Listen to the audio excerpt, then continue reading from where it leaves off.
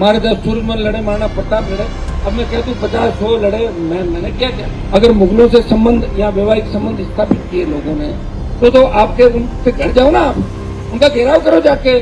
मुझे क्यों कह रहे हो आप? तो आपको जब तकलीफ इतनी मिर्ची लग रही है तो उन लोगों का बाइकाट करो जिनके रिश्ते मुगलों के अंदर हुए थे। ये करना चाहिए आपको बाइकाट। ये कह रहे हैं कि इस तरीके के ओछे आरोप लगा रहे हैं, सौदाबाजी की बात कर रहे हैं। खुद बड़ा सौदेबाज है, ये बहुत बड़ा ब्लैकमेलर है, ये लाशों का सौदागर। मैं तो यहाँ तक कहता हूँ कि जहाँ भी कोई ऐसी घटना होती है वहाँ ये सेटलमेंट खुद करता है और पैसे लेके सेटलमेंट करता पीछे से। विवादित बयानों के दौर में एक बार फिर राजस्थान में भी गदर मच गया है और वो गदर मचा रहे हैं आरएलपी सुप्रीमो हनुमान बेनीवाल। नमस्कार, मैं रेणुका चौधरी और आप देख रहे हैं द इंडिया बुलेटिन।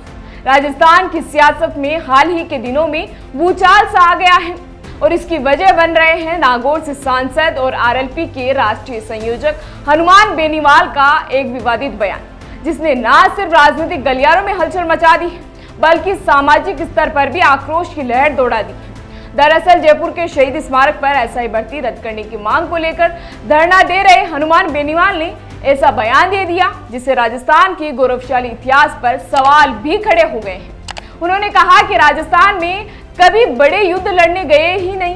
कुछ गिने चुने राजा जैसे महाराजा सूरजमल को छोड़ दें तो ज्यादातर राजाओं ने मुगलों से रिश्तेदारी कर समझौते किए और लड़ाई की बजाय शांति की राह भी चुनी।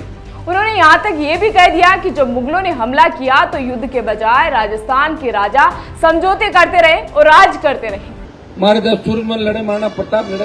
अब मैं कहता हूँ 50-100 लड़े, मैंने क्या किया? इतिहास मैंने लिखा क्या? अगर मुगलों से संबंध या वैवाहिक संबंध स्थापित किए लोगों ने तो आपके उनसे घर जाओ ना, आप उनका घेराव करो जाके। मुझे क्यों कह रहे हो आप? मैंने थोड़ी करवाया, उस समय मैं थोड़ी था। तो आपको जब तकलीफ इतनी मिर्ची लग रही है तो उन लोगों का बाइकाट करो जिनके रिश्ते मुगलों के अंदर हुए थे। ये करना चाहिए आपको बाइकाट। वो तो कर नहीं रहे हो कि हनुमान जी ऐसे बोल रहे हैं, मैं तो कुछ भी नहीं बोल रहा हूँ, सही बोल रहा हूँ। और वो इतिहासकार, वो सरकारें, बैठे बैठे लोग बोल रहे हैं, क्या क्या बता रहे। तुम्हारे समाज के मंत्री ने क्या कहा? फूफा बता दिया, औरंगजेब को बताया कि नहीं बताया? तो क्या कर लिया तुम लोगों ने? फालतू की बात क्यों कर रहे हो? बेनीवाल का ये बयान जैसे ही सामने आया वैसे ही राजपूत समाज समेत कई संगठनों और नेताओं में जबरदस्त नाराजगी भी देखने को मिली। सोशल मीडिया पर यह बयान तेजी से वायरल हुआ और लोगों की तीखी प्रतिक्रियाएं भी सामने आने लगी। खासकर मारवाड़ राजपूत सभा भवन के अध्यक्ष हनुमान खांगटा ने बेनीवाल पर तीखा पलटवार करते हुए कहा कि बेनीवाल खुद लाशों का सौदा करते हैं और पैसे लेकर सेटलमेंट करवाते हैं। जो एक व्यक्ति संवैधानिक पद पर बैठा हुआ है उसके बाद में यदि ऐसे अनगल बयान दे रहे हैं, मैं तो ये कह रहा हूँ कि ये कह रहे हैं कि इस तरीके के ओछे आरोप लगा रहे हैं, सौदाबाजी की बात कर रहे हैं। ये खुद बड़ा सौदेबाज है, ये बहुत बड़ा ब्लैकमेलर है। हर कोई गतिविधि होती है, ये एक तरह का। दूसरी बात बहुत दूर की, ये लाशों का सौदागर। मैं तो यहाँ तक कहता हूँ कि जहाँ भी कोई ऐसी घटना होती है वहाँ ये सेटलमेंट खुद करता है और पैसे लेके सेटलमेंट करता पीछे से।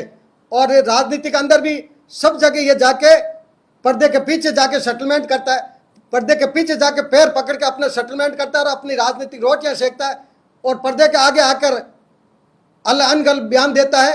वो व्यक्ति जो पर्दे के पीछे कुछ बोलता है और लोगों के सामने जाके कुछ बोलता है, ऐसे व्यक्ति के ऊपर कोई भरोसा और विश्वास राजस्थान की जनता नहीं पहले किया और नहीं अब करेगी। अब यह विवाद केवल एक बयान तक सीमित नहीं रह गया है बल्कि इसका असर आने वाले दिनों की राजनीति और सामाजिक समीकरणों पर भी पड़ सकता है। जानकारों का कहना है कि राजस्थान की राजनीति में यह एक नया मोड़ हो सकता है जहां जातीय भावनाएं, इतिहास और सम्मान एक बार फिर सियासी एजेंडे के केंद्र में होंगे।